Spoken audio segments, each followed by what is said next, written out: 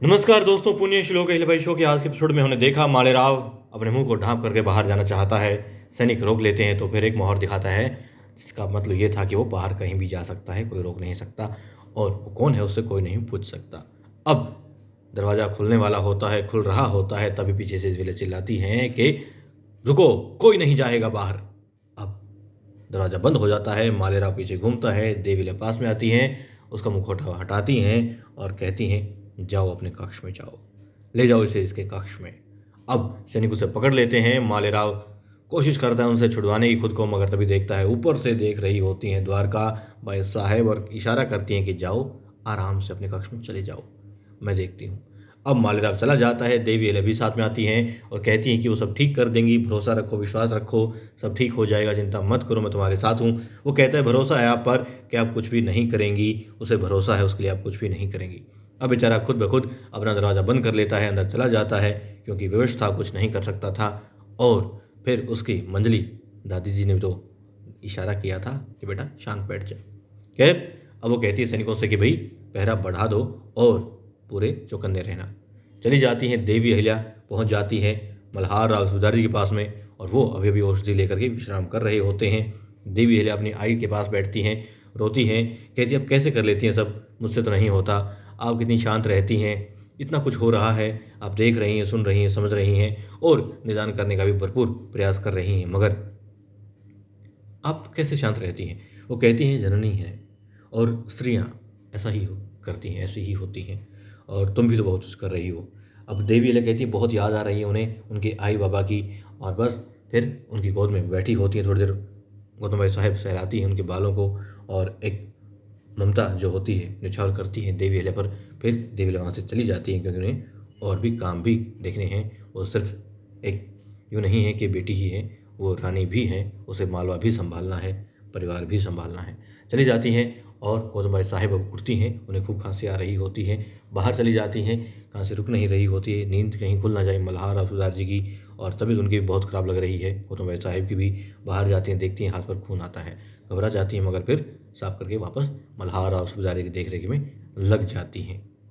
और अब दोस्तों द्वारका बाई साहब आती हैं, सैनिक रोकते हैं मिलने से, मगर वो कहती हैं तुम जानते हो मैं कौन हूँ, मैं कोई भी नहीं हूँ, मंजली रानी हूँ यहाँ की। ठीक है, दरवाज़ा खोल देते हैं, मालेराव से मिलने चली जाती हैं। मालेराव कहती है चिंता मत करो, बगावत तो करनी पड़ेगी तो बगावत करो, और तुम्हें यहाँ से कैसे निकलना है मैं बताती हूँ। बता देती हैं कि मेरे आदमी खड़े होंगे खिड़की के नीचे और कल तुम यहाँ से निकल जाना सुबह सुबह।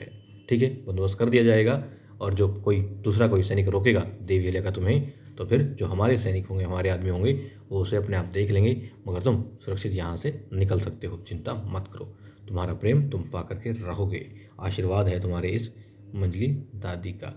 चली जाती हैं और मालेराव भी तैयारी कर रहा होता है यहाँ से कैसे निकलना है। और दोस्तों वहाँ पर गुनु जी मिल जाते हैं, राघवा से पूरा नक्शा बनाते हैं वाड़े का, एक एक कक्ष उन्हें दिखाते हैं, कहाँ बरामदा है, कहाँ पेड़ है, कहाँ दीवार है, सब बताते हैं, दिखाते हैं और बताते हैं यहाँ आपके सैनिक होंगे, क्योंकि यदि माला के सैनिकों ने कुछ करने की कोशिश की तो उनको ख़त्म करने के लिए जो सैनिक होने चाहिए, और यहाँ से हम कुदाएंगे, बाहर लाएंगे मालेराव को, ऐसे करेंगे वैसे करेंगे। ठीक है, मतलब जैसे किला भेदना हो यूँ तैयारी कर रखी होती है, और पूरा जो नक्शा है या यूँ कहेंगे नमूना बना रखा होता है होलकर वाड़े का। खैर अब गौतम भाई साहब कहती हैं मल्हार और सूबेदार जी जब वो जाग जाते हैं, क्योंकि राजवैद्य जी आते हैं, बताते हैं कि अब इनकी तबीयत ठीक है, काफ़ी सुधार हो रहा है, चिंता की कोई बात नहीं है। फिर वो कहती हैं कि हाँ वाकई में अब ठीक लग रहे हैं। राजवैद्य जी थोड़ी औषधि और दे करके जाना चाहते हैं, थोड़ी खांसते गौतम भाई साहब, तो सूबेदार जी कहते हैं क्या हुआ, वैसे बस कुछ नहीं, खांसी थोड़ी, तुलसी का काढ़ा लेंगे तो ठीक हो जाएंगी। अब राजवैद्य जी भी मुस्कुराते हैं, कहते हैं कि रानी साहब तो आधी वैद्य हो गई हैं। वैद्य जी चले जाते हैं, मल्हार अफसर जी कहते हैं कि हमारे लिए तो गौतम भाई साहब आप पूरी वैद्य हैं। फिर वो कहती हैं कि हाँ कल रुद्र अभिषेक है, रुद्र पूजा है, तो उसकी तैयारियाँ करनी है। कहते हैं क्या मांगोगे हमारे लिए, सूबेदार जी पूछते हैं गौतम भाई साहब से। वो चुप होती हैं। सूबेदार जी खुद कहते हैं कि हमारा तुम्हारा साथ मांगना हमेशा के लिए। ठीक है, अब दिखाते हैं भोर हो चुकी होती है।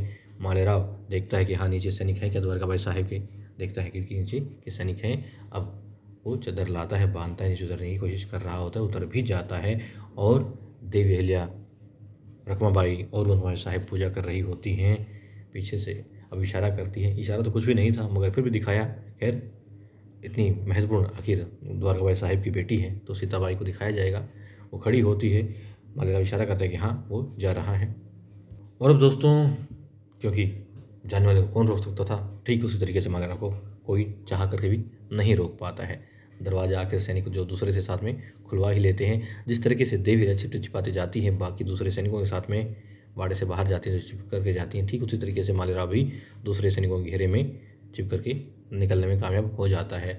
अब कोई दीवारें खुदवाता है, कोई सैनिक को धमकाता है, मतलब कुछ भी करके वो लोग बाड़े से बाहर निकाल लेते हैं मालेराव को। और फिर आगे गुन्नू जी मिलते हैं, घोड़े पर बैठाते हैं, अपने हाथों से आगे बढ़ चलते हैं, जंगल में पहुंच जाते हैं, छावनी लगी होती है और अब तक दोस्ती हो चुकी होती है मालेराव और गुन्नू जी की। अब वो कहते हैं यहाँ आप सुरक्षित हैं और आज़ाद भी महसूस करेंगे, और जब तक, क्योंकि देवी अहिल्या ने चारों तरफ सीमाएं बंद कर रखी हैं, आप कहीं नहीं जा सकते हैं, तो समय देखना होगा, किस वक्त कैसे निकालना है आपको बाहर, वो देखना होगा, तब तक आप यहीं रहिए। मतलब कि गुन्नू जी आप हमें अब यहाँ नज़रबंद करेंगे? नज़रबंद नहीं, देखिए हथियार देखिए सब आपके हैं, सैनिक सब आपके हैं, बाकी आपकी मर्जी है, आप जो करना चाहें कर सकते हैं, आप स्वतंत्र हैं। फिर दिखाते हैं, वो कहते हैं कि मैं तो बस केसर से मिलना चाहता हूँ, वहाँ जाना चाहता हूँ। अब आ जाते हैं रघुवा, कहते हैं कोई आवश्यकता नहीं है उसकी। अब वो कहते हैं हम बताते हैं, हम मिलवाते हैं। और अब आने वाले एपिसोड में देखेंगे किस तरीके से ये राघवा अपने शिकंजे में कसते हैं मालेराव को, और वहाँ देवी ने पूजा करते करते भी बात यही कर रही थी अपने इष्ट देव भगवान शिव शंभू से कि बस मालेराव पर अपनी कृपा बनाए रखना, उसकी रक्षा करना, उसका साथ रहना, जहाँ भी वो हो सदैव उसका साथ देना आप। और अब वहाँ मालेराव का साथ दे रहे हैं राघवा और गुन्नू जी।